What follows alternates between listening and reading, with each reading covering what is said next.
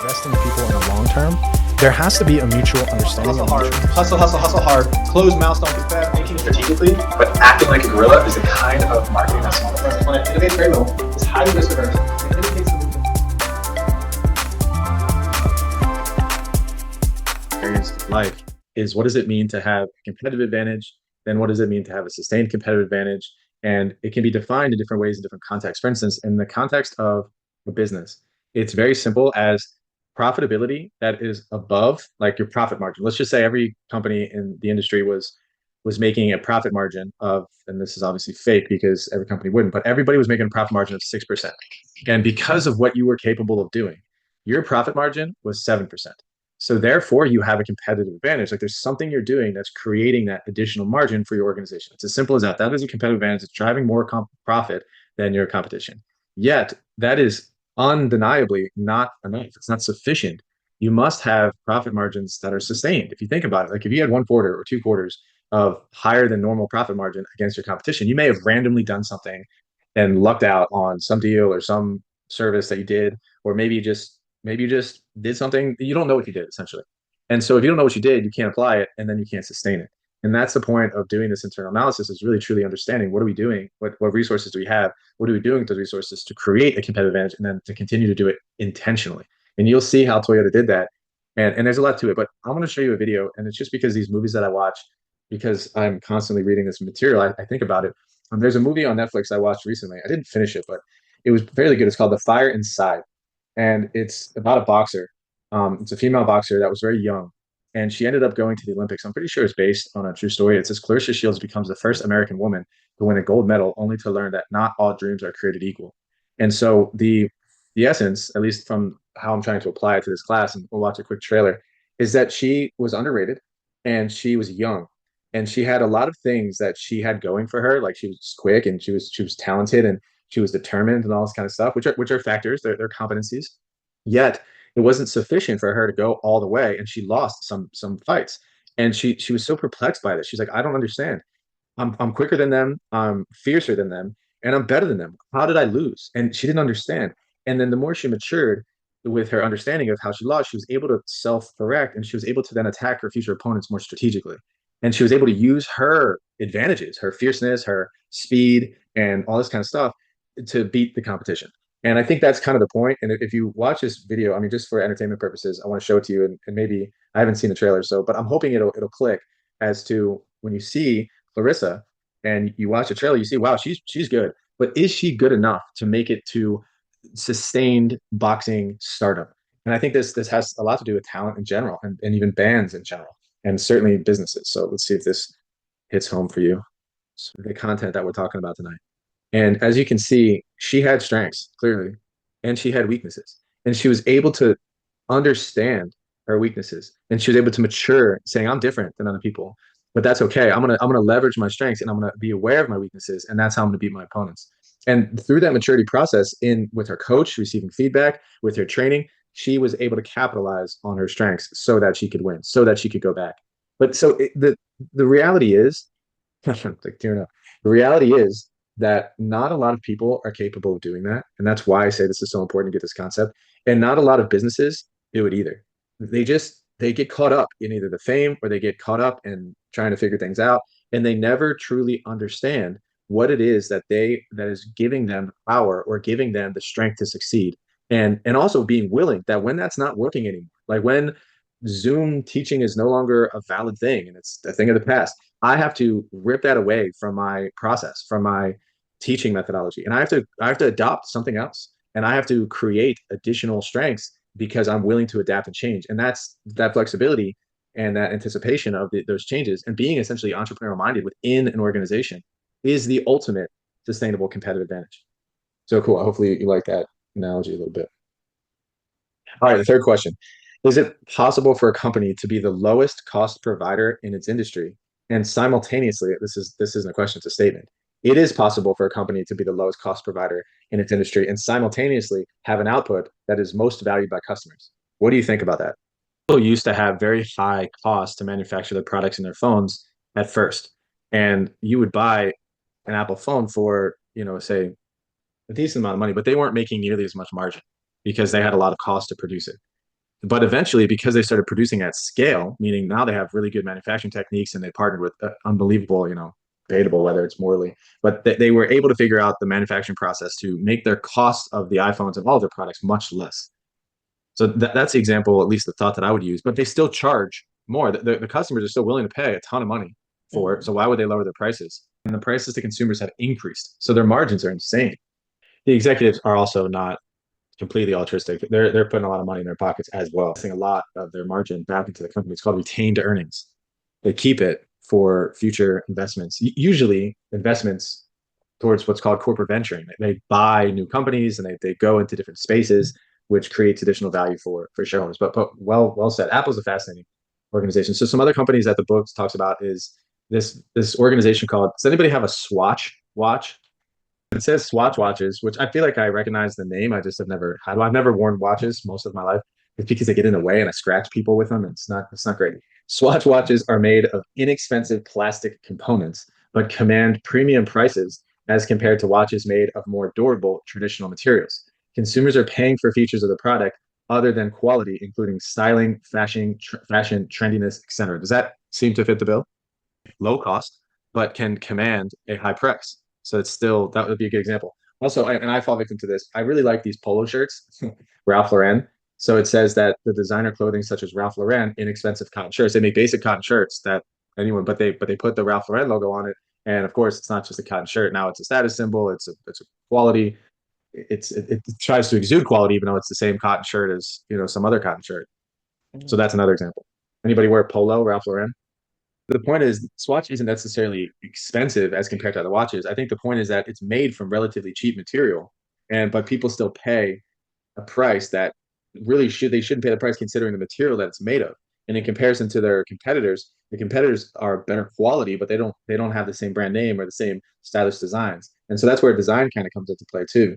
A lot of the chapter talked about, and we'll get to it in just a bit, but these intangible factors in resources. And one of those intangible factors is design, is how do we design our offerings? How do we design our services and our processes and our products and even packaging? I mean, there's an organization that's called it's called Element, but it's called Element. But let me see if I can pull it up. It's not spelled ELE. It's LMNT. And these hydration packs are the brand. I have no idea what the deal is with the quality of this, right? But the packaging, if you can, I'll go back. Images. So you can see, I don't see the box. This box Element hydration packs boxes. Here we go. So you can see that this is a decent box here. So how much is it? At Vitamin Shop, it's a ton of money.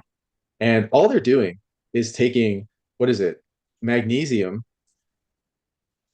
potassium, and sodium, putting it in a little plastic thing or a little container, adding some colors to it, and selling it to you. You know how much money it costs to put those elements in a freaking package? But what they did was they branded it really well and they marketed it really well through credible distribution channels and people who really recommend it. And it is true that at times people suffer from headaches and maybe bad sleep and bad brain activity because they're dehydrated. Like that we've known that forever. But this company Element has really remarketed itself through design and said, oh no, you need to pay. How much is it? It's $24 for how many are in here? I don't know. 12 sticks to 12, whatever, $24. It's $2 a stick. It's crazy. It probably cost them 10 cents per package and they're selling them for $2. Last question. I think this is an important one, and it's a fundamental one, and it's somewhat controversial. And I know that in my days of running a business, I really did give back to the community. I didn't think business was all. It's okay. So it's hard for me to put because I don't want to bias you in any way. You can approach business in many different lenses, and the way in which I approached it when I was leading an organization was more of a humanistic approach. I really did care for the people of my organization, and I thought I was there to serve them, and I still believe that. Is serving people, serving customers, and it's not all about, oh, hey, how much money did we make this month, whatever. But ultimately, I learned that that's not how all businesses, not how all executives, and not how all people think. And sometimes you can be eaten alive in a sense in this world, thinking naively that everybody believes that creating business is to create value for your employees and create value for your customers and to do the right thing. You know what I mean? And I get it. That's very important. Yet, if we don't understand the other aspects of business, which is profitability and how to drive that and what that means, then it'll be very difficult for us to attract investors and scale. And it certainly will be hard for us to grow in a corporation up to a high level because corporations are at the beck and call, especially public corporations, to shareholders, and shareholders vote.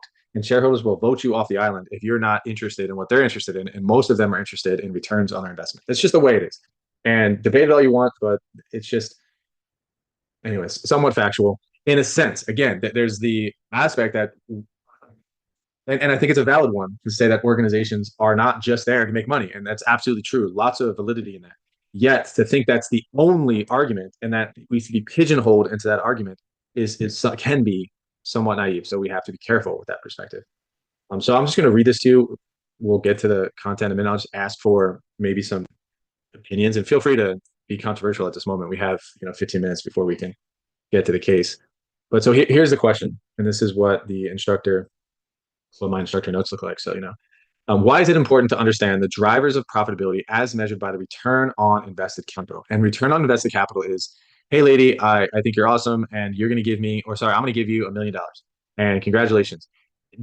You shouldn't even be happy if an investor does that to you, because that means you're now beholden to the expectations of the investor to return a certain percentage of that money. To return all of that money plus an additional million, possibly another $1 million. So now you have to go to work and you have to create value, and you have to take my $1 million and you have to turn it into $2 million.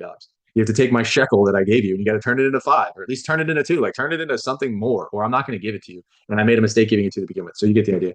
So I'm going to read this. It says the success or failure of a profit-making corporation will hinge.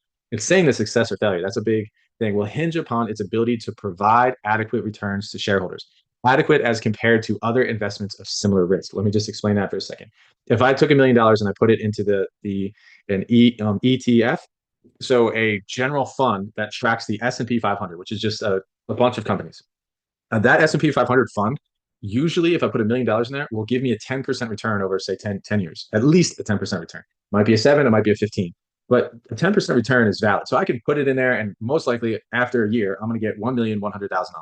After 10 years, that 1 million is going to turn into about, possibly more with compound interest, about $2 million. So what do I expect from lady? She better give me more than 10% is my point. Okay, if I can just throw it in the stock market or buy a piece of real estate, whatever. The purpose of business is you can actually, and this is a big gist of business, is that $1 million can turn into $5 million in 5 years. That's a huge return. And there's not a lot of other investments that can create that kind of return than a business. All other measures of success, such as motivated employees, innovative products, or satisfied customers, are secondary. Again, somewhat controversial, because they are not absolutely vital to the firm's survival as profits are. Powerful sentence. When a company achieves profits and is able to make adequate returns to shareholders in the form of dividends or enhanced share value, the firm will continue to attract financing, enabling it to continue its operations. When returns are inadequate for an extended period of time, funds will become unavailable and the firm will be forced out of business. Now, let me put that in the context of small business quickly, because maybe a lot of you have more reference to small business. A small business doesn't need to abide by that, because a small business doesn't have a bunch of investors. A small business is like your mom and dad own the company, or my uncle owns the company, and there's no other owners. So there's nobody telling me that I need to give them a return. Yet you better believe that the owner, who is a primary shareholder in that organization, who's also an operator, is thinking to themselves, well, if I sell my business, I can just get a job somewhere else and I could have 50% less stress and make just as much money. And so therefore, they sell their business. And when they sell their business, all of the employees could potentially get laid off, or maybe they run their business into the ground and they have to fire people. Maybe they get so depressed and so anxious about the performance of the company because they're not bringing in enough money that they just quit, and they go into bankruptcy. So there's all sorts of other aspects to the negative effects of a non-profitable or not that profitable small business. Even though there aren't shareholders, there's just one owner or two owners that are not happy or aren't content with the returns of their business. So, which means that if they're not content with it, then bad things could happen, as mentioned. So you can see how that can play out as well in a small business. Okay, any comments on that? There was one sentence in there which I'll maybe draw out to ask if you guys have any insight. The sentence said this. It said, all other measures of success, such as motivated employees, innovative products, or satisfied customers, are secondary because they are not absolutely vital to the firm's survival as profits are. Any comments on that? And then slides and then the case. But when organizations first got established historically, what was happening is that, think about the settlement of the United States and these other areas, and these people would start the businesses. And the businesses were mostly local or regional. They were able to serve customers within, 10 miles, 20 miles, 30 miles. It was mostly right here, which means their family was the primary principal agents of the company. They would look after things. And then all of a sudden, as the railroad was invented and you can now ship your products down to different states because they've been settled, now the geography of the business expands. Also, the business grows. Now you need to do something called hiring an outside person, which is a manager. And then there became something called this agency issue. There's an agency. Neo owns the business. Neo is the owner. It's his child, his pet, his business. Ultimately, the onus falls on him. He hires me to oversee his company, to watch his child, to watch his dog. And my duty to that dog looks different than his duty to that dog. So this is the agency theory. So the question is, how is Neo going to incentivize me to get me to take care of that dog just as good? I say dog, child, business, whatever, just as good, if not better, than he takes care of it. And it's almost impossible, because if you own something, you're just going to do something different. Yet management, the theory of management, was really created because of that issue. And how do we create this? And this is when boards of directors and shareholders have different interests than executives, and then executives have different interests than employees. So now we have all of these different interests involved within an organization, and we have to be aware of that. So the reality is, again, the whole point of that story was to kind of convey this complexity when it comes to being an employee and being an owner. And then not only being an owner, but being a hired manager to look after and act upon the owner's interest and having employees work for you. So that's a really complex. I'd rather just be an owner and have an employee. Like that's a little bit easier, because you're an owner and a manager. Now, as an owner, you have a manager, and the manager needs to talk to the employees. You need to empower and trust the manager to make the right decisions. It's difficult, but it can be done. And so that's why we're kind of talking. That's why you got to the school, essentially. Everything I just said is the reason for your degree is to. We're talking about leadership and management innovation. How do we lead? How do we manage in a creative way to sustain that relationship and to make sure that things work, not just for myself and my family, but for the manager, for the employees, for the community? Very important. Yet it has to work for me too. The profitability has to be there, or it's going to be very difficult to make it work for everyone else. So many companies that we could look to that are doing it right, and that do have managers and leaders who are very good at that. And they get on the front line, and they command respect. They show up every day. They give themselves to this organization. And so that's why it's fun, because we can emulate that in a sense. We can mirror that behavior. And then we also have to say, is that the right behavior? Is that going to work for us? So we're kind of going off subject, but we're about to get into the reality of what is called an internal analysis. And within the internal analysis, I'm going to actually start on this slide. It is so important. How come this did not? Let me see if I can make this bigger. There, that's better. When you think about an internal analysis, you have to start with resources. What do we have? And even when you see my screen here, because I teach entrepreneurship, you see entrepreneurship as a process. You identify an opportunity, you develop a concept, a business model, then you determine the required resources, and then you acquire the necessary resources. So step number of the 1, 2, 3, 4, 5, 6, 7 steps here, 2 of them are centered on resources. So that's for small business entrepreneurship and whatnot. In corporations, it's the same way. Internal steps towards strategic competition or competitiveness. What are my resources? And then how do I turn my resources? And you bring it through this thing called the value chain, which you're about to learn from Toyota. And how do my resources now turn into capabilities? Capabilities is the way in which we use our resources. It's working. Those capabilities become core competencies, and those core competencies is what creates competitive advantage. I like this visual because you can see really where it starts with the resources. You combine the resources to create capabilities, and then those capabilities compound over and over again, put together over and over again. They turn into core competencies, and that's what creates competitive advantage. Very simple but powerful concept. And so I'm going back to this automotive industry because you can see the value chain. They're taking raw materials, which is iron ore mining. This is a typical value chain for manufactured products, which Toyota is a manufacturer of vehicles.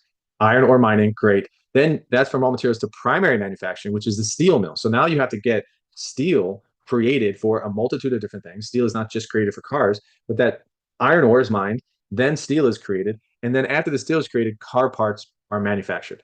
And the fabrication, now we're getting more specific to cars. So the fabrication process with car parts, and you'll see how Toyota develops these amazing partnerships, lifelong or long-term partnerships with fabricators. They don't own them, but they partner with them very well. And then Toyota is the product producer. They're the automotive assembly aspect of this. And then from that product producer, then you have the distributor, local subsidiary distributor. And then, of course, you have your car dealerships, which is what we see. It's the customer facing aspect of Toyota. And so we're really going to look at all of this in the case is this value chain and what does Toyota do differently than other companies. And I think one of the key things, and I guess I'll say it because it's on my mind, is not only did they create a process and this entire value chain that was incredible with this Kaizen and with the lean manufacturing and the way in which they were able to be effective and efficient in their process, which is very important. But and other companies could not replicate it as hard as they tried. They could not. And so, but the reality is eventually companies were going to replicate it. But the thing about Toyota, and this is the aha moment that I hope you all get, is they were constantly willing to learn. They were big learners. How do I do that? Let me run this company for a little bit. What can I take from this company? Bring it back over here. The advice that I'll never forget that I got, I didn't actually do it, but from a professor that I drove when I was in grad school. I picked him up from the airport and he came into town for this event that we were having at Oklahoma State University. So I drove him for an hour and a half from Tulsa, Oklahoma to Stillwater, Oklahoma. And in that drive, he asked me, "What are you doing? What are you thinking about doing?" I said, "Well, I'm going to go work for my father after I graduate." "What does your father do?" "Well, we're in the pool business, landscape business, construction business, this kind of stuff." And he said to me, he said, "Do you mind if I give you some advice?" I said, "Of course, please give me some advice." He said, "The most impressive thing you can do is go and work for another company in the pool industry or the landscape industry for 6 months or a year and just give it your all and learn how they do things, learn what they do right, what they do wrong, and take that learning knowledge and bring it to your father's company so that you can bring something from the outside in specific to the industry." And I said, "Sure, that sounds great," but I never ended up doing it. I just went and worked for my father. But the reality is that's what Toyota does. It's what Toyota has always done. They've learned from other people doing it well, and they bring it back to their home company. And to me, that is the core, what would be called a core competency of that ability to learn and adjust Toyota really kind of puts out there. So a couple more things, and then I'll pass it over to the group. When we think about creating competitive advantage, we have to understand this term called value. What is value and why is it important? So value, creating it for customers is what organizations do. It's a product's performance, characteristics, and attributes for which customers are willing to pay. So I charge this, customers willing to pay a little bit more than what I charge. The difference between what I am charging and what the customer really perceives that to be, which is the reason why they buy it. Because let's just say I want a water bottle and I'm willing to pay $15, but this water bottle is $11. That customer surplus, that's value. That is what is created for customers. It's almost impossible to have that equilibrium to charge every customer exactly what they're willing to pay. But customers get that. It's created by organizations and it's passed through the value chain and it's delivered to customers. Okay, so that is it for me for sort of the introduction or the framing of the conversation around Toyota. So I'll pass it over to the case group and you guys are up. And again, I try to steer away from the nuances of particulars. And what I was about to say is to each their own, whatever, but it doesn't necessarily matter. What matters is the strategy that the corporation is taking to win. And Toyota doesn't need my business, and nor does it need anyone's business in this room because they've been able to develop something, a system that works. And their market share, whether we like the car or not, it's working. And one of the things that the case, you guys did a great job, by the way. That was an unbelievable presentation. The visuals, how you guys work together, really set the bar high. So thank you so much for that. And I learned a lot. So congratulations. That was fun. So one of the things that was not mentioned, now that I gave you the compliment, was what Toyota did with soliciting the insights of their customers. And maybe you had talked about it, but I didn't perk up. But they did something interesting to build long-term relationships with their customers and about the design and the functionality and to be able to make sure people keep coming back to buy Toyotas. Yeah, they solicit insights from customers, and you're right. But they do you guys remember when Nike first put out this reality of being able to customize your shoes? And this was like a big thing. Like, oh my gosh, I could design my own shoes and order it from Nike's website. Do you remember that? Nowadays, that's just common. But what Toyota was able to do because of their flexibility and because of the soundness of their production process, they were able to customize these freaking cars for individual customers because of how amazing they were at doing what they did. And because they had short-term inventory and because their managers and leaders had such a great knowledge of the working infrastructure of the supply chain line. And so specifically it says, as for production planning, Toyota has developed a system whereby customers' orders determine short-term production planning, which is not common. There's no short-term production plan at Ford and GM. And believe me, Ford has never in my life called me and been like, can you please come in? We'll give you some coffee and we'll give you some donuts. And we just want to know, like, how can we make our car better? And what are some features of the car you like and what don't you like? And, we're going to bring in some other people here that are going to actually listen to you and take your thoughts and considerations into consideration and we're going to solicit your feedback, write down your feedback, and we're actually going to improve our cars based on your feedback. Toyota did that, and they started doing that first. They started soliciting the customers through surveys and, like Hortensia said, with phone calls, and they started gathering all sorts of customer feedback, and then they put that customer feedback and the customer information into a database, and they did something with it. It's unbelievable. Okay, go ahead, Hortensia. Yeah, so that was a big deal. And in addition to being able to customize their cars for customers, which is incredible, they actively built a relationship with customers. Substantial brand loyalty. This clearly gives it a competitive advantage over other auto companies in the United States, which historically at least have lacked the same something called customer orientation. So if I stand up and like moving around and stuff, and I'm moving and grooving, I'm doing something, all of a sudden like something comes in my purview. I think you guys can still hear me. What I do is I orient myself towards it, and I look up and I say, okay, now I'm like oriented towards you. And then I might get distracted and all this other kind of stuff. But now I'm going to orient myself towards the screen, and I'm focused. That image is what it means to be oriented towards your customer. If all of this messy stuff happening with an organization and production, supply chains, whatever, because the reality is we need to take all of those things and we need to put them towards an orientation of customer. And like I said with my story about Ford, unfortunately, I don't think they're customer oriented, but Toyota is. There's just a brief clip I want to show you that I played on multiple occasions for my staff and in another context that kind of talks about these companies, and you'll recognize some of these people. It is, where are we really focused? Yes, we want to make profit for our shareholders, but how are we going to take our resources to deliver on capabilities and create core competencies? And I believe, let me pull up the slide before I get too off track. I believe that what Toyota was capable of doing, and I'll stop sharing, was figuring out what they had to deliver the best value to customers. And then not only delivering good value to customers, here's another thing that I want to add. And the way in which they delivered value to customers was by taking great care of and investing in the knowledge and human resources of their employees. So one of my favorite parts of reading this entire case came on page C48, where it says Toyota also launched an emergency profit improvement plan. So here's the harsh reality of business. There will be days where you're not going to be doing so well. I don't care what company you are, and that you're going to need to make some cutbacks, period.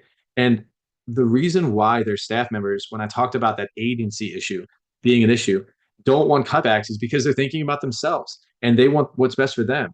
Yet Toyota was different. They wanted what's best for the company, and they were willing to make sacrifices themselves. So Toyota had launched an emergency profit improvement committee whose job was to find 1.4 billion in savings in 2009. So they had a goal of finding 1.4 billion in savings. These cost savings came upon some 3.3 billion in cost reduction. So they took that goal and they doubled it. They more than doubled it in cost reductions attained during the preceding few years. So the employees showed up, and the employees turned out, and the employees did whatever they needed to do to make things happen. In typical Toyota style, no action seemed too small. Employees were encouraged to take the stairs rather than use elevators to save electricity. And they probably did it with joy, without complaining. And they said, I'll do whatever it takes because I want this company to work and I want to save some additional funds and I want this to work. The heat in the factories was turned down. Apparently it was cold there. Teams of workers were looking for any way to shave costs out of a production system that was already the world's most efficient production system. Unbelievable. And when you have staff members like that, and when you have a culture like that, and you deliver value to customers, you have formidably developed a sustainable competitive advantage. I mean, just that paragraph alone should say, wow, I don't know what other companies out there are going to do something like that. And Toyota did it, and they're continuing to do it. And the reality is the future is unknown. They don't know what's going to come, but they need to keep doing it. They need to keep innovating. They need to invest in electric cars. I wouldn't say they need to, but I don't know what they need to do, but they're probably going to do it. And they're probably going to try it out, and they're probably going to make it work. Whatever they put their mind to, with that kind of culture, with those kinds of human resources, with their focus, their strategic focus on customers and employees, and that will deliver shareholder value, I think they're going to be very successful. So it's a great example to flow into the core competencies. I'm sorry, the internal analysis conversation. So before I go into slides, any comments or any additional thoughts before we continue on with the subject? Usually organizations will do whatever they can not to have to start laying people off because the unintended consequences of that are pretty rampant. What do I mean by unintended consequences? Well, we have to lay 10 people off. Okay, let's just lay them off. And then 10 of the other employees get scared and they quit. And then 10 of those employees think that this company is unstable. So they start telling their customers that, we're going out of business here and we're not doing well, and they're firing people and people are quitting. And then that gets out on the street and the reputation's damaged. And so there's all sorts of other things that happen when employees start getting laid off and cutbacks start happening, if not handled appropriately, if not getting ahead of it. There's a way in which you can do it that you can paint it as a positive for staff members, but it's not an easy thing. I know Baptist Health, probably about 2 years ago, possibly 3 years ago now, did some cutbacks in a sense, but how they went about doing it, and they offered an option for some of the certain types of hierarchy personnel to take a payout to retire early, essentially. So, and a lot of organizations that are fixed cost heavy, have high salaries, sometimes have to do it, and sometimes it's a benefit to the people who are thinking about retiring or possibly thinking about moving jobs or careers or whatever. They say yes to it, and so they're not bad mouthing the organization because technically they wanted to do it with their own fruition.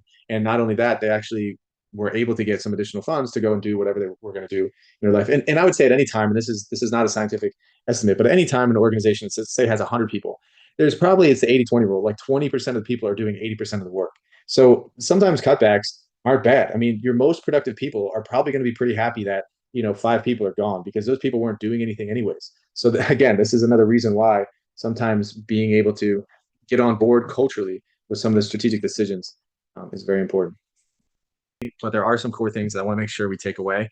And it's really the main thing here on this slide. We understand what basic factors of production are with the resources, but what I wanted to hone in on is this thing called advanced factors of production.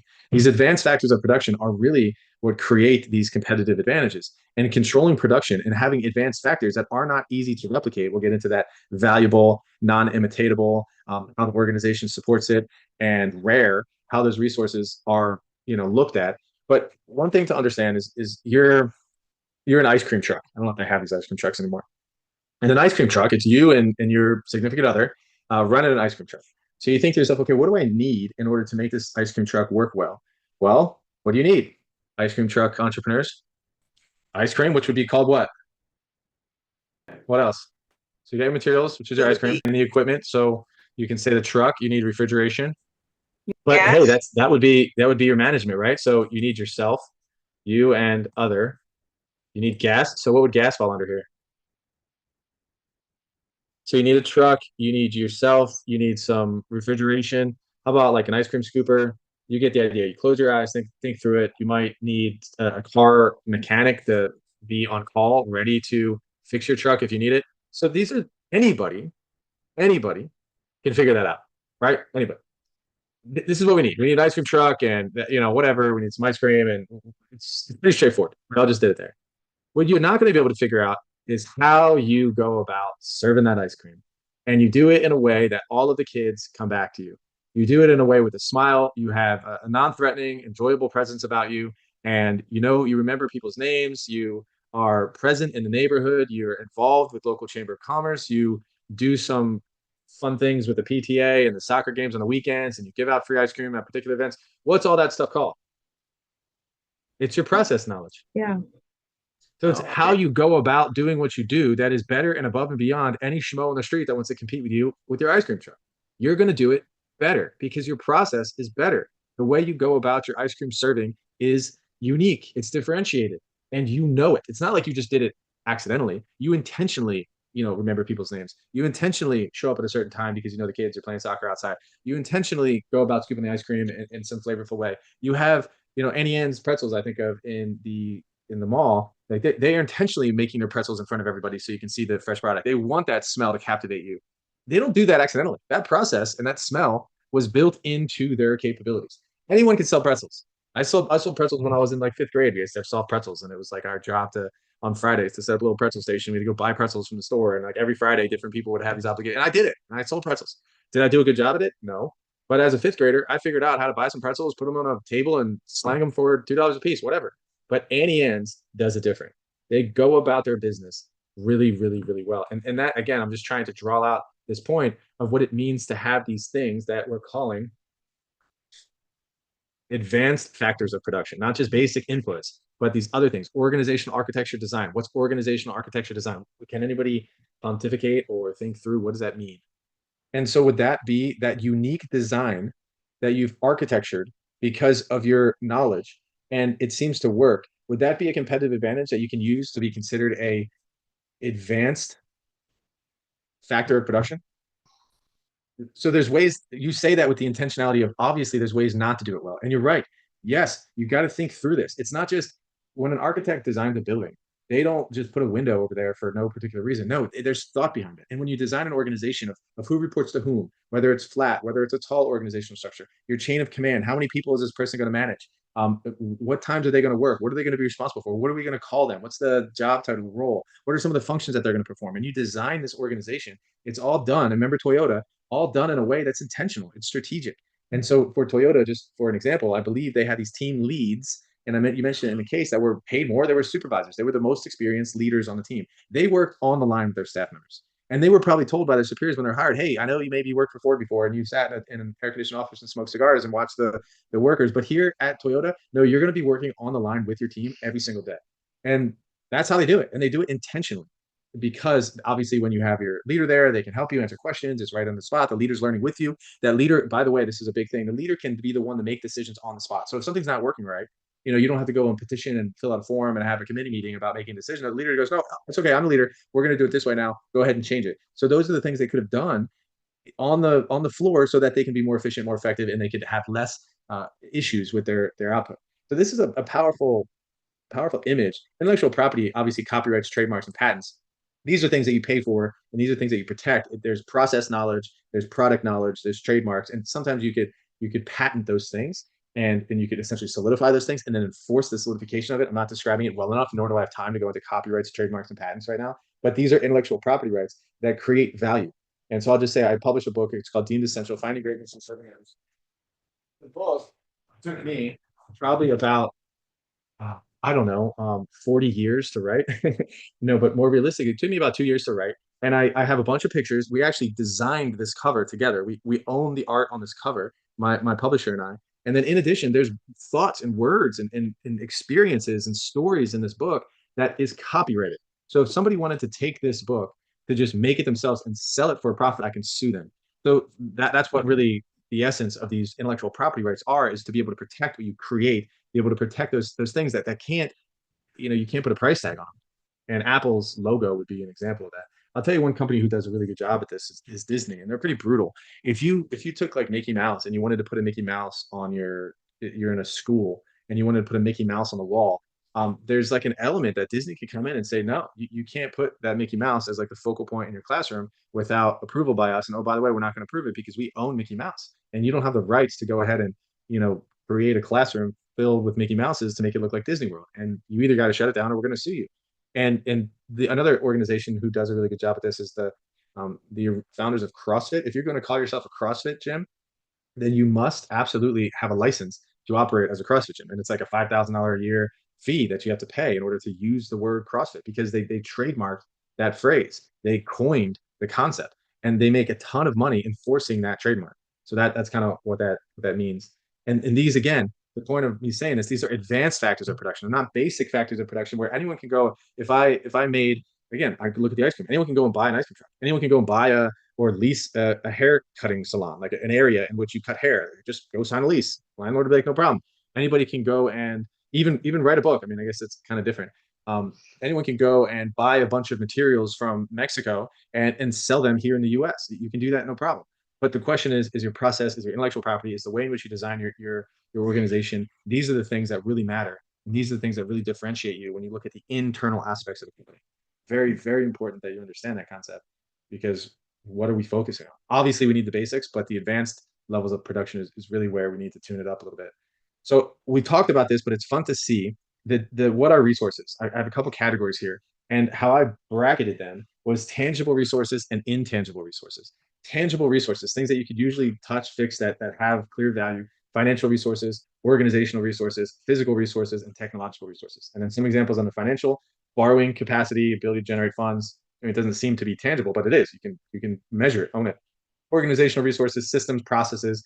Physical resources, plant, equipment, access to raw materials. Technological resources, patents, trademark, trade secrets. Those would be considered tangible. The intangible resources, if you think about Toyota, this is where the magic happens. There are human resources, knowledge, trust, managerial capabilities, organizational capabilities. I put this in the chat during the conversation. innovation resources, ideas. Where are the ideas coming from? Are people incentivized to create ideas? Scientific capabilities, capacity to innovate. We talked about this Uber case, and I think we may have watched the video with the guy who's a physicist or something like that. But the innovation resources, of course they have it. This is what they do. Reputational resources, big one. Reputation with customers, brand name, perception of product quality, durability. Durability and reliability hopefully isn't here, but it's not. But I want to tell you one story about reliability. Reliability was how we differentiated ourselves as a landscape company. I'll speak specifically landscape in the Keys. So if you think of the Florida Keys, I'm a conch. I'm in the Florida Keys. I live here. I operate a business here. What are some negative stereotypes you would put on a company that lives and makes their living owning a business in the Florida Keys? How do you think that the company operates? If somebody called you as a business in the Florida Keys, what do you think would be, and they, maybe you picked up, maybe you didn't. How much time would you expect it to take for them to call you back? Maybe if you call them and they say, "Hey, we're going to come out and quote your property. What time are you going to be here?" "Oh, we'll be there maybe in like 2 or 3 days." Or they say they're going to be there tomorrow and they never show up. So the point of me saying this is half of that is true. Like this is truly the case. But how we competed is simply by being reliable. We picked up the phone when people called us. We always had a 24-hour, 24/7 emergency number that you can call, which was my cell phone or my father's cell phone if there was an emergency. We opened at 8, we closed at 5, but even after hours, you can contact us. We're available. If you're a customer and you need service, we're coming to you. And we had mechanics on the weekends that were dispatched, that were on call and were absolutely dispatched. We would never miss calls in the office. Like my dad was a real stickler for this. If the phone was ringing and there were two people on the phone in our office, sorry, and it didn't get picked up after two rings, my father and I would reach to grab the phone, and we needed to talk to our customers, and we were reliable. If we said we're going to do something, we do it. And if we can't show up, we're going to call you and apologize and say we're so sorry, and we're going to do everything we can to make it up to you. So just in of itself, of having that factor of being reliable can be an internal competitive advantage, no matter what industry you're in. Sorry. Okay, so process knowledge. A lot of you in your organizations right now, you may not be able to control the product of which you create. You may not be able to get $100,000 to start your own corporate venture. There's things that you may not be able to control, like the executives of the organization control it, the board of directors controls it, yeah. But what you can control is the process in which you do your job, how you go about delivering service to at your law firm, how you go about delivering service at your equipment repair shop, how you go about these kinds of things. We can all look into these processes and we could try to make them better. And Toyota did a good job with that. And we can control that as employees, as managers, as leaders. We don't have to own a company to make the process better. So this is knowledge of the internal rules, routines, and procedures of an organization that managers can leverage to achieve organizational objectives, also called capability. So process knowledge is a big deal. Often is socially complex with a tacit component. I'm gonna unpack that. So very important. So in 2022, we partnered with a private equity company that came in and worked to grow our organization. And in the process of growing our organization, they didn't really care much for certain aspects. So what they wanted, we had three revenue drivers. It was pool service. I'm going to abbreviate here. Pool repair, PR, and then it was renovations. Those were we had other revenue drivers, but those are the main ones: pool service, pool repair, and renovations. What they cared most about was pool service. They cared most about pool service because it was recurring. Every month you could predict it, and from an investor's perspective, that's awesome. They want more and more and more recurring revenue. What they didn't really care too much about was pool repair. And I know from a strategic perspective of my tacit knowledge being in the pool industry for 25 years that if you're going to keep pool service accounts, you must have pool repair built into that service agreement. Meaning you had to go there at least once a year and do something called a equipment uh, preventative maintenance. You had to take a look at this equipment because it's outside, it's in Florida, it's in salt areas, and you take a look at it, things need to get fixed, are falling apart. Your heater needs to be replaced, your pump is burnt out. You know what I mean? And we go there proactively and do that every year. They didn't value that. And what was tough about that is we had some of these mechanics that would install these equipment sets that were just absolutely insane equipment sets. They were across the entire side of a person's house with 8 different pumps and 8 different filters, and you had a spa over here on the roof and a pool down here. But the point is, it was complex, and not a lot of pool mechanics understood the complexity of those equipment sets. But the problem is, this private equity company didn't value it. When we did this transition, they didn't put a lot of resources towards the pool repair department. They didn't see how it could be strategic in the initiative to grow this venture. And so what they did is they unfortunately allowed some of the staff members who were literally for 15, 20 years serving the same customers and doing a great job, they allowed them to quit. They allowed them to move locations. They allowed them to uproot and leave. And they didn't really care. And that right there is tacit knowledge that will never be given back. It's tacit knowledge of things you do with your hands. You can't teach. It's not in a book. Tacit knowledge is ingrained into who I am. It's how I'm speaking right now. I'm confident about my tacit knowledge, about how important tacit knowledge is. You can't teach it. It has to be acted out in the world. And so, unfortunately, organizations, they build up tacit knowledge and then people retire and it's gone forever. Those stories about customers, the stories about the intricacies of these equipment sets, it's lost when that person leaves. So that's why this process knowledge is socially complex. And that's why it's so very important. And when you build it up, you have to protect it. And this is, again, what we're talking about, internal competencies.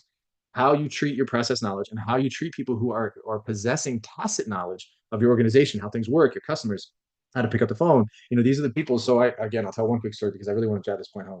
My wife and I started serving at our church, and she stepped into a leadership role where she's the guest experience director. And so we're fairly new to this church because we moved down to the Redlands from Miami. And so when we moved down here, we were participants in the church. It was the same church actually that we went to up in Miami, but it's like a different location. So for about a year, we were just participants at church. And then what happened was the pastor left and went to a different church. And so the new pastor came in, which we had a personal relationship with. So my wife said, I'll step up and I will take a leadership role here. So of course I'm like, okay, well, me too, apparently. So we went ahead and did it. And in the last 4 weeks, there's people at this church that are invaluable, meaning they've been there for 15 years. They know how everything works. None of it's written down, by the way. Like all of it is just in a person's head. But this person knows where everything goes, knows everybody's name, knows where the lemonade go, exactly how to mix the lemonade, where the cones go, and everything. None of it's in a manual. It's all in this person's head. And spending time with this person is invaluable because of that. And so that, again, is another example of what tacit knowledge is. And as you can see, Toyota built that up, and it creates a significant competitive advantage. All right, I'm spending way too much time on the slide, so it's important to understand. This VRIO model, which I'm so grateful for the group that just kind of went over that, is really taking a look at your resources and asking these simple questions. Are these resources valuable? Are they rare? Are they easy to find? Are they inimitable? Struggle with this word. It's really, are they able to be imitated? And if they're not able to be imitated, they are inimitable. So is the company organized? Remember, we talked about the structure and the organizational architecture to exploit the resources. So it's just fine if you have a awesome rare resource that's unable to get imitated and it's super valuable. That's awesome. But unless you have an organization surrounding that resource in order to make sure it's harnessed well, like your house is sitting on an oil field, and it's so great that you have this house on an oil field and you have a pump that works awesome, but you don't have a managerial team put together to be able to pump this oil out and ship it off to oil people. If you don't have that, then what good is the oil? So you've got to have a company organized to exploit the resources and sustainable competitive advantage, various limitations. So this is basically saying rare resources. I'm going to skip over most of this. Rare resources, by the way, was my little spiel on process knowledge and organization architecture because they're rare. It says that the path dependent through company history, intellectual property is owned by the company. Implications related to advanced production. So this is kind of summarizes why advanced production is so important. Intellectual property should be protected from imitation. Processes and company organizations should be optimized. Knowledge about superior processes and practices should be protected. Rare and valuable process knowledge is in core function activities. Functional activities should not be outsourced. So I'll share a quick story about that. So in addition to, this is the equipment set that I was referring to. And so here's the point I'm trying to make. We would outsource certain things with the construction of this pool. It's a kick-ass pool, by the way. We didn't make a lot of money on it because we didn't make a lot of money on it. It was very hard to build. So, but it was fun and we learned a lot. But the things that we don't outsource. So we're in the pool construction business. We do our own forming and framing. We do our own plumbing, and we do our own consultation with design and engineering. And then, of course, we do the project management. But we outsource and we do our equipment set, and we obviously do the plumbing. But we outsource the concrete, we outsource the finished materials, we outsource the decking, we outsource the permitting. A lot of times the permit expediting, we get somebody else to do that. So my point is, the reason why we don't outsource everything is because we want to hold on to the knowledge of plumbing. If we outsource everything, people are going to gain the wherewithal, the knowledge to do an equipment set as complicated as that. Remember when I said that what we needed to protect was that tacit knowledge? And in the way of protecting that tacit knowledge is we do it ourselves, you know what I mean? Because it's so important.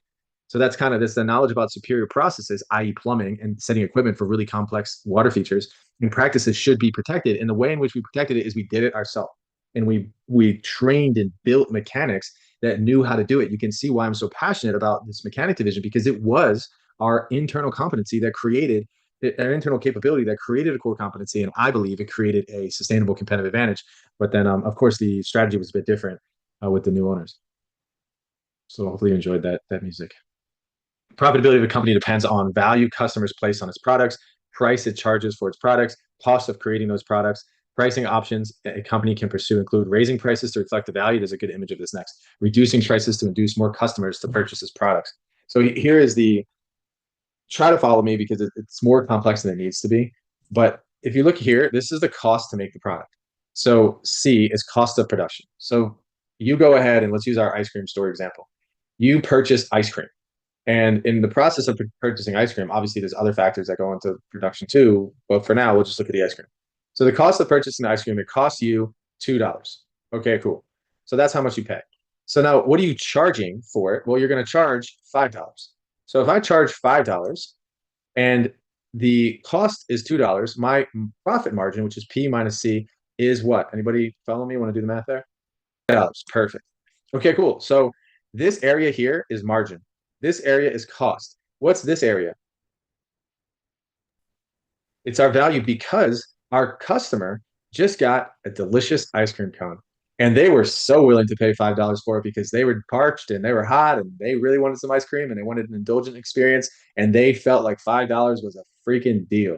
So V minus P is customer surplus. So you can see that's your value. And thank you for saying it like that, because it's as simple as that. So this next graphic is fascinating because it looks more complex, but it's not, because you know what I just told you. So now you have this initial state where we were just at. So now you have a couple choices, right? Like you want to increase sales. Well, how does one increase sales? What's one way to do it? Not one that I would recommend, but give me an example. Lower the price? You lower the price. You go from $5, which was our example here. Sorry, my handwriting is terrible. My handwriting. To what? So if you're going to lower it, now it's $4. Are more people going to want your ice cream? And look, the customer is getting more value. And of course, the cost is what? It's lower. Why is the cost lower if I'm selling more? So if I sell 100 ice cream scoops versus 1,000 ice cream scoops because I just lowered the price and now I'm having to buy a ton more ice cream, what happens to my cost? I buy in bulk. I go to BJ's, I go to Costco. Now my cost goes down. Instead of buying it from wherever, I now can sell my ice cream quicker, so my cost goes down. So you see what it does here. You decrease your price. Obviously, your cost goes down enough for you to make more of a margin. So that's a good thing. Look, you're creating more margin by selling more. You're creating more value, which is awesome. So here's another option. And mind you, this margin, as you can see here, is the same as this margin. There's a few things that are different, but I'll explain. So now instead of lowering my cost, I raise prices to reflect higher value. So what happens when I raise prices? What happens with my costs? Or I'm sorry, what happens with my volume? Am I selling more when I raise prices or less? These obviously with this before. But the point is, if I'm charging the customer more and I'm paying more, that's okay because I'm charging the customer. I'm passing those costs along to the customer. Yet the customer is receiving a little bit less value. So you can see how the pricing dynamics and value and cost, all of that kind of it's more complicated of an idea than it needs to be, but it's cool to see it visual like this. Here's an example of companies involved. You got Apple, you got Samsung. It looks like Samsung has costs that are higher than Apple's, likely because they're not selling as much. So Apple creates more value. Apple can charge higher prices. Apple makes more profits per unit. Apple has lower cost structure. You see it? Less costs because they're selling more. More value. Obviously, they're selling more. That you brought up. So it's not just that we're buying in bulk from our suppliers and we get less cost. We're also becoming more efficient in our manner of producing. That's a great point, Susan. Thank you for pointing that out. So we're getting really, really good at scooping this ice cream because we're now selling instead of 100, 1,000. So our effectiveness and our efficiency and our learning by creating more volume is increasing as well. And it's another reason why our costs go down because of that learning. What was that second point you made about Samsung? So this is a loaded slide. And I want you to digest it for a moment because I was so intrigued by it that I printed it out and I actually shared it with a few people because it really does bake out and lay out this thing called a value chain of activities. And you can see how the inputs and outputs, which we talked about on a bunch of slides earlier of our resources, what we put in, research and development, we production process, our marketing and sales, customer service, and then what we get out is one thing. Those are our primary activities. Without these activities, it'd be very difficult to function. But what is also important to understand is what our support activities are. So as an input basis, as a faculty member, I'm producing a class right now in the production phase. Yet I have people that are supporting me in this activity. By the way, Zoom is taken care of. Canvas, the learning management system, is something I have access to. I have human resources to make sure that I get my check on time. I have a chair that supports me administratively if I have any student issues or if I have questions about what to do, what my schedule. They provide that to me. So the factors of production are very important, but so are the support activities. And this is how value is created within an organization, because you look at the process of production, very important. And then how are your resources going to support that production in a creative and obligatory way? Obligatory way. I don't never use that word. I'm not sure why I use it now. Like, they're obligated to help the people produce. So I go back to my book, Deemed Essential. The people on the front line are the most important people, in my 2 cents, and how I lead. So you better believe human resources, materials management, information systems, and the company infrastructure should be designed around supporting these folks. And if these folks are not receiving the support, the primary activities of our organization, the output's going to look like this. But if these people feel supported, told you that I get excited, my throat gets. When the primary activities feel supported by these support activities, the output, it looks like this, and the customers are happy, everybody's happy. So if you're a supportive function within an organization, you take a look at your inputs and these primary activities, and hopefully you're supporting them. That's what value creation and value chains are designed to do, is to create these primary, or to support these primary activities. Some organizations, they will overinvest in administration too much. There's a human resource manager for every 2 employees. And it's like, listen, I'm good just like I was yesterday. I don't need you to human resource me at the moment. You don't need to teach me anything. I don't need to train. Let me just do my job. And that's a real thing in some companies. It's like, let me do my job. Let me do the primary activities. And you're not helping me the way in which you're supporting me. I find this visual to be fascinating. And the point is, forget my comedy and my passion, academically speaking. This has to be analyzed. What kind of support activities do we have? What inputs do we have? What do the outputs look like? What is the quality of our outputs? How can we make these activities better? How can they work in more collaborative fashions to create the kinds of products and services that we are proud of? That's what this value chain of activities represents to me internally. Here's some examples of research and development, design of products and production and the self-creation process of goods or services. Production helps lower cost structure and leads to differentiation. Lowering the cost structure is what we talked about with Susan's help of being more efficient and effective, because we're doing more of it, and also being able to purchase materials and in bulk. Marketing and sales, brand positioning and advertising, very important. These marketing tactics, as I mentioned with the example of Element, really do add a lot of value, perceived value, to the customer. And one of the cases that we're going to look at, I think we're going to do it as a in-group activity next week, is the Lululemon case. And the Lululemon case really does demonstrate how marketing and sales bake into the price that they can charge their customers because of how they operate, mostly because of marketing and sales. Customer service. I played that video. Wow, thank you. Provide after-sales service and support. Create superior utility by solving customer problems and supporting customers after a purchase. Customer service, by the way, from a thought process, it fits into the subject matter of marketing. Marketing is very important, and customer service is a part of marketing, because anytime anyone calls you, like that guy from Zappos says, this is a marketing engagement. When I speak to entrepreneurs, I say to them, if you're at home and you feel the phone call from a customer, and for whatever reason you're busy, and your 16-year-old son picks up and says, hello, this is Johnny's Brownies, and we're here to serve your brownie needs. How can I help you?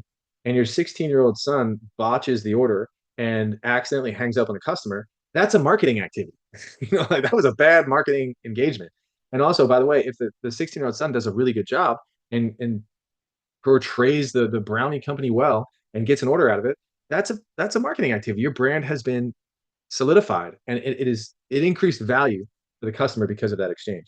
So customer service is a marketing concept. But what the story was about that was most profound, and maybe I'll share to you another time, is they had a phone. It's a hotel, by the way, and the hotel the resources were like nothing resources. It was just a basic hotel, wasn't great views. It was pretty standard, but the advanced factors of production, of the process knowledge, the design, and the intellectual property made their resources be mute. I mean, it didn't matter where the place was located, because what they were able to do is they were able to um, get this phone by the pool. And the phone by the pool, anytime you pick up the phone, it was called a popsicle hotline. And at any time, anywhere, a person can go and grab this phone and say, I would like a popsicle. And you would have somebody with white gloves come down there and deliver a delicious popsicle to you, like wherever you were on the lawn chair. And these popsicles are what, $1 a piece if you buy them in bulk. And so, but the point is that exchange and that experience and the coolness of the popsicle hotline made people want to flock to this hotel, amongst the other things that they did, because they created that experience. Ritz-Carlton is great at this. So Ritz-Carlton, I've stayed there a few times with my father because I can't afford to stay there, but for whatever reason I can when he's around, because he pays for my hotel. And I say, hey, this is great, I'm in. So what happens at the Ritz-Carlton is they know as soon as you pull up in your car and get you out of the car, the valet person says, hello, thank you for coming. Are you staying with us? Yes, we're staying with you. Okay, what's your name? And you say, my name is so-and-so. Go, Mr. Kershner. Thank you for coming. All this kind of stuff. And the moment that you get out of your car and they're like taking your stuff, they get on the radio and they say on the radio, Mr. Kershner is arriving with his family. And so the people at the front desk can see, what Mr. Kershner looks like or whatever. So the moment that we walk up to the front desk, this is just one of the many things they do at the Ritz-Carlton. The moment you walk up to the front desk, they say, hello, Mr. Kershner, thank you for coming. And they know your name already at the front desk. And you're like, how did you know my name? Because the valet person informed them of their name. And there's all sorts of little things. A story that I tell often is that the Mandarin Oriental, I had a friend that worked there, and the Mandarin Oriental, they had the similar policy to making sure the guests do well. So a 4-year-old left their little stuffy, when I say stuffy, like their little Barbie doll or the thing that comforted them, their comfort doll, at the Mandarin Oriental, and then flew, out of town. And the kid was so distraught. I left my doll or my fluffy at this hotel, and I don't know what to do. So the mom calls the hotel and says, listen, my kid left the doll there. Can you please see if it's there? Of course, we'll go find it. They found it and they said, what is your address? We're going to send it to you. We're going to get it to you as soon as possible. But they didn't just send it to them. They took the doll and they put the doll by the pool on a chair, and they took a picture of the doll hanging out. They took a picture of the doll at the spa, like getting the nails done. And they took a picture of the doll, like eating food and partying and having a good time, so that they put these pictures in the package with the doll, and they sent it to the kid. And the kid sees that not only did I leave my doll, but I see that my fluffy was having a blast without me. Like there was no distress in my doll's time. And so those things matter. Those things are so important. So I'll kind of get off that whole customer service spiel. Materials management, we saw that in Toyota. Human resources, talked about that already. Information systems, company infrastructure, value chain analysis, pulling activity, don't need it. Superior quality, superior efficiency, superior customer responsiveness, superior innovation. Pretty basic slide, as you can see.